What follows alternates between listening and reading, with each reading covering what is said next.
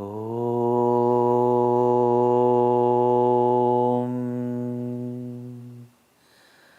Om.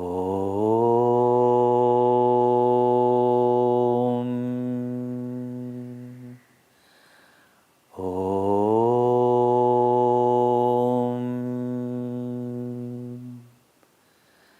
Gurur Brahma, Gurur Vishnu, Gurur Devo Maheshwaraha, Gurureva Param Brahma, Tasmai Shri Gurave Namaha. Chinmayam Vyapiyat Sarvam Trailokyam Sacharacharam Tatpadam Darshitam Yena Tasmai Shri Gurave Namaha. Om Shanti Shanti Shanti.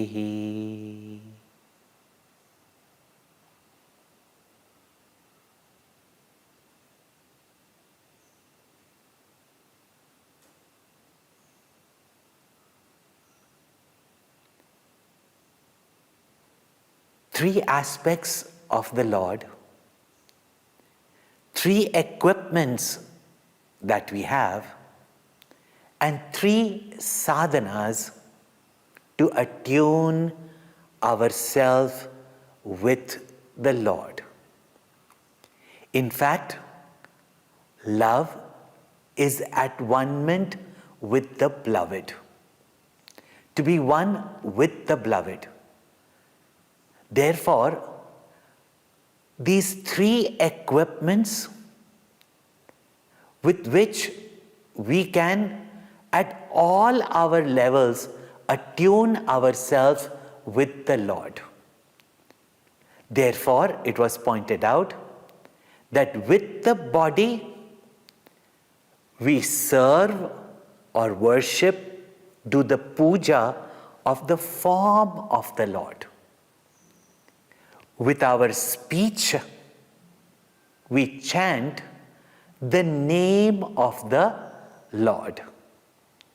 And with our mind, we contemplate on the qualities and nature of the Lord.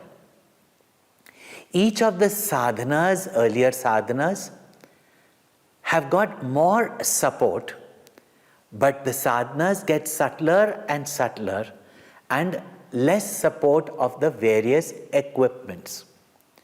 Puja has got support of all three, body, speech and mind. Japa, it is the speech and the mind. And in contemplation or chintanam, it is only the mind. What is this contemplation? We hear words such as contemplation, meditation.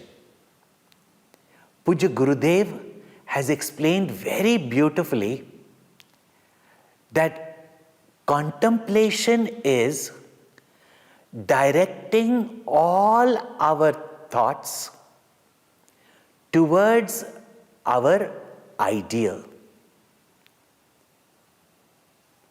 When we abide in the truth, we abide in the ideal, that is called as meditation. Thus, meditation is not a verb, it is a noun. It is a state to be in. That thinking, single-pointed thinking towards our goal is what is called as contemplation. In japa, when we are constantly repeating a name or a mantra, to make our mind single-pointed, one may just know the general meaning of the mantra, but contemplation is possible only with knowledge. So what do we contemplate upon?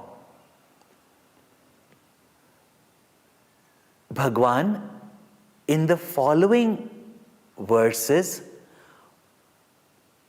shows us first from the nature of contemplation, and then with what attitude we should contemplate and on what we should contemplate. Bhagwan says, Ajyadharaya srotasa samam saralachintanam viralatah param. Ajyadharaya srotasa samam saralachintanam viralatah param. Saralachintanam viralatah param. First, pointing out the type of contemplation. In the beginning, when we try to keep our mind steady towards our ideal with the same series of thoughts on our ideal, to keep our mind constantly, consistently on that ideal in the beginning, naturally may not be possible, and thus our contemplation has many breaks. We will be thinking of the Lord, and then the mind gets distracted. To keep the mind constantly for a long period of time on our goal, on our ideal, on the nature of the Lord, is what is called as contemplation. And here Bhagwan says that how this contemplation must become. He says, Ajyadharaya srotasa samam. It should be like the continuous flow of molten ghee, or what we say clarified butter. One will say, why not use the word oil? But ghee has got its sacredness. So, when molten ghee, like the oil, flows continuously, oil being, its molecules being so cohesive, there is no break in it. It is continuous. And srotasa samam, as effortless as the flow of a river. This is how we must be able to contemplate. At first, there will be virala chintanam. There will be breaks in our contemplation. But as Bhagwan Shri Krishna explains in the Bhagavad Gita, through abhyasa yoga, through regular practice. And what is the practice? When we are steadily trying to hold our mind towards the truth, towards the Lord, towards the reality, with the knowledge that we have, our minds can be distracted, and therefore the flow or the mind being lifted and directed towards the truth gets obstructed. To be able to consistently, continuously maintain that thought flow towards the Lord is called as Sarala Chintanam. And naturally, Sarala Chintanam Viralatah Param. Naturally, this effortless, continuous contemplation is far superior or higher. When we say higher, that earlier is an attempt and the later is what we should attain. So our flow of thoughts should be continuous. What we constantly think about, a certain attachment to that is born.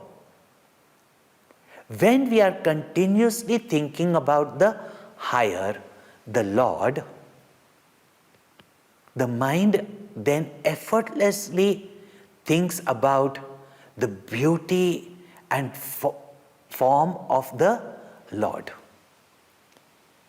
Now, when we are worshipping the form of the Lord through puja, we are not thinking about what the form represents. But in contemplation, you delve deep upon not just the beauty of the form, but also what that form brings to your mind, projects to you, what that form symbolizes. And therefore, whether we worship the Supreme Lord as the sun or the moon, when we delve into the splendor, the majesty, the beauty of that form and keep thinking about it, our mind also transforms into that beauty.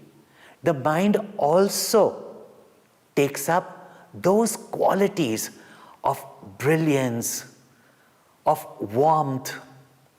In the same way, when we meditate on the forms of Sri Krishna, Lord Shiva, Bhagwan Vishnu, with all the emblems, and we dwell fascinated by what the form also represents, our mind and intellect remains constantly thinking of that form.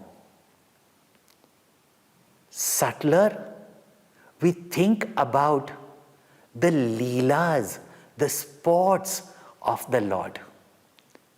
And lovely stories are told. And when we dwell on what is the significance of those leelas, first enchanted by those sports, whether it's the stealing of butter of Krishna, or whether it is Ramchandra ji eating the berries of Shabri, or whether he is fighting against all evil, or Krishna protecting and enchanting the gopis of Vrindavan. All these, when we think about continuously Bhagwan's Leela and then Bhagwan's qualities of compassion, kindness, all these qualities we contemplate upon. And then, as our mind takes up these qualities and the intellect gets enhanced, this calm, peaceful, intelligent mind with its knowledge, then, as pointed out by the scriptures, as pointed out by the men and women of realization, the Guru, the nature of the Lord. That who is the Lord? When we start contemplating on the nature of the Lord, then the mind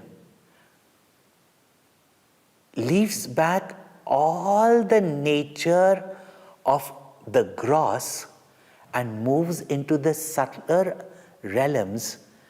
And when it is contemplating about the nature of the Lord, the mind dissolves into that infinite nature of the Lord, that is existence, consciousness, bliss. Therefore, The next verse, Ramana Maharishi points out that with what attitude and what knowledge we should contemplate. And that is also twofold. We must also understand that we want to jump to the highest step. But to reach the higher steps, we have to firmly walk over the first initial steps. Otherwise, it will be like this. I once, many years ago, took a person who was visiting us in India from a foreign land where they did not know much about cricket. And how can you come to India and not see a cricket match? And it was a test match. And I took this person to the test match. And as you know, that in test match and cricket is not as vibrant a game like soccer. You have the bowler rubbing the ball against his pants, then walking a distance, coming, running, throwing the ball, and there is one hit by the bat or a miss by the batter, one who's batting, and it's a slow game.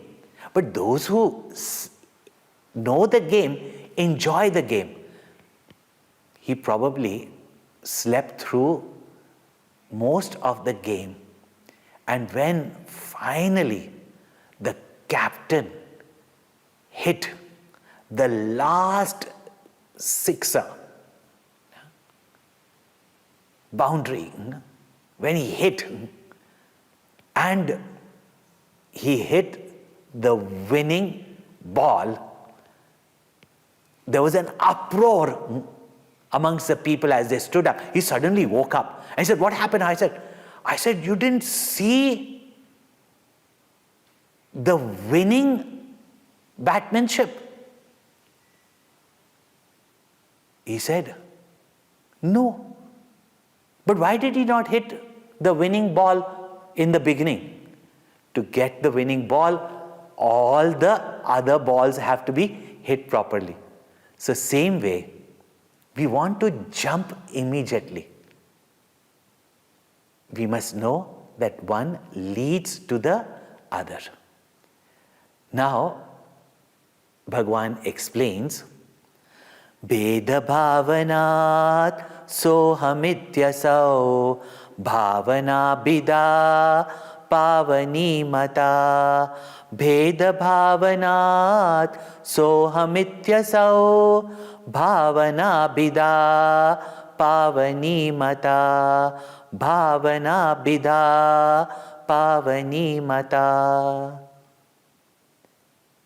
Bheda bhavanat soham iti asau bhavana. That this bhavana, and bhavana means contemplation.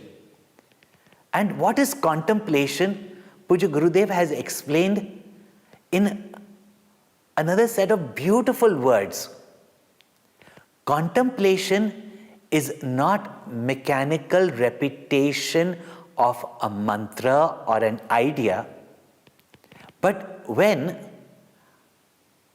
our mind, which feels, and our intellect that thinks, when they are integrated together, and feelingly we think and thinkingly we feel. We feel what we think, and we think and understand what we are feeling. When both our mind and intellect, our feelings as well as our inquiry is directed towards the same ideal, it is called as contemplation. And when it is done with this attitude, Bheda bhavanat soham iti. Compared to Bheda Bhavana, contemplating with the feeling that I am different and separate from the Lord. And in the beginning stages, it is like that. I am just a finite individual, a part of creation, and He is the creator. He is mighty. I am just a drop. He is the ocean. Or I am the wave. He is the ocean. And we think big. We think of that which is infinite, vast, mighty, greater. But the attitude, keeping yourself separate, I am the fallen. You are the one who is capable of lifting up the greatest of all sinners. Main patita, tum patita pavan. With this attitude, we contemplate. Or even, I am the seeker, that is the sought. I am the devotee, He is my Lord. I am the lover, He is my beloved. That attitude, when is there is a sense of being separate. So that is Bheda Bhavana. And in the beginning, devotees in that Bheda Bhavana contemplate on the Lord of their heart. But compared to that, Bhavana Abhida Pavani Mata.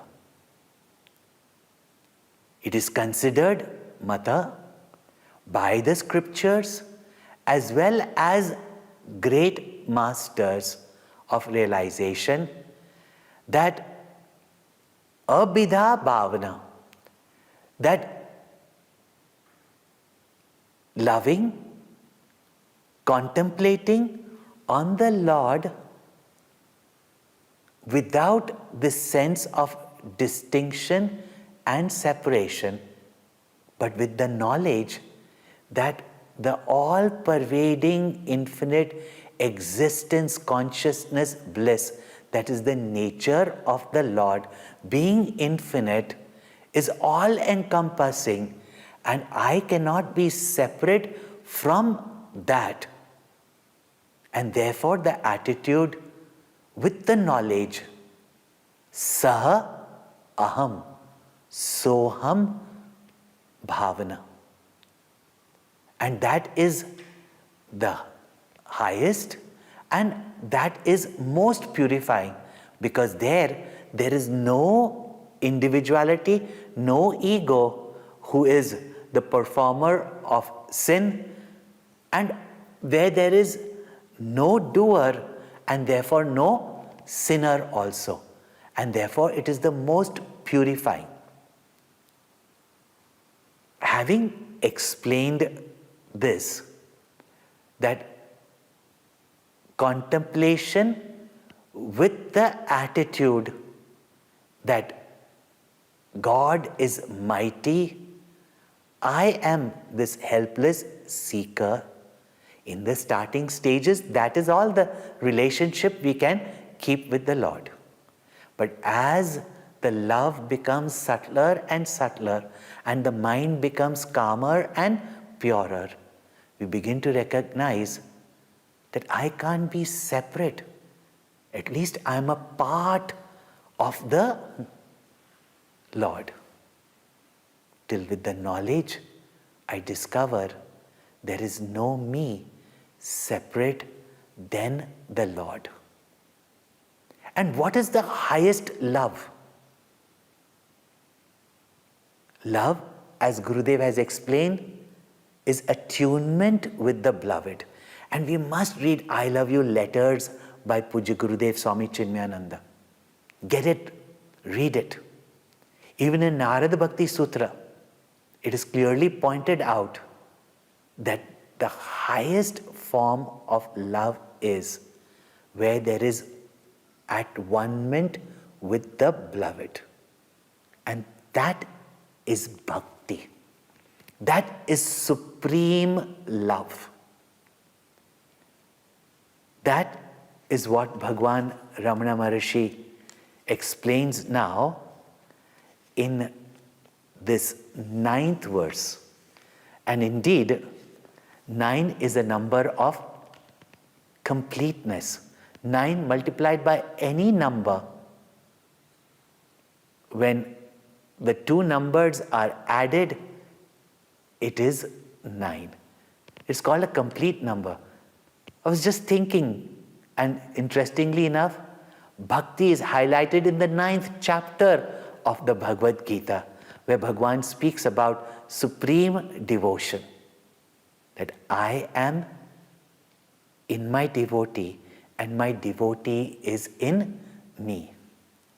Same way, Bhagwan Ramana Maharshi says, Bhava shunya sad bhava sustitihi bhavana balad bhaktiruttama. Bhava shunya sad bhava sustitihi bhavana balad bhaktiruttama. Bhavana balad bhaktiruttama. Bhavana balad bhaktiruttama.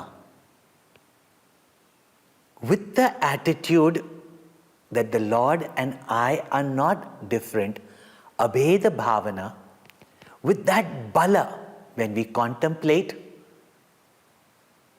we reach that state where all our thoughts and our individuality dissolve, and what remains is just pure existence, pure love. Not you, not me. Not my beloved, not I, the lover. When all the thoughts dissolve and all distinctions dissolve, and what was thought as two become one. Just as when one wants to go to sleep, one thinks about sleep, sleep, sleep, sleep, sleep, and only thinks about sleep and nothing else, that finally, even that sleep thought gets silenced and you become one with sleep. This is how contemplation on the love or the beloved of our heart leads us to become one with the beloved. And this path of love, as pointed out by Sant Kabir, Prema gali ati sakali, tame dona samay. Jahan main, wahan hari nahi. Jahan hari, wahan main nahi. This path of love is so narrow that there cannot be two walking on this path. Where I am there, the Lord is not. Where the Lord is there, I am not. Where the beloved is there, I am not. Where I am there, the beloved is lost. So where our thoughts are, there we are. And when the thoughts merges into the beloved, that state of union is called as Parabhakti. Om Purnamada Purnamidam Purnat Purnamudachyate Purnasya Purnamadaya Purnameva Vashishyate. Om Shanti Shanti Shanti. Harihi Om. Shri Gurubhyo Namaha. Harihi Om.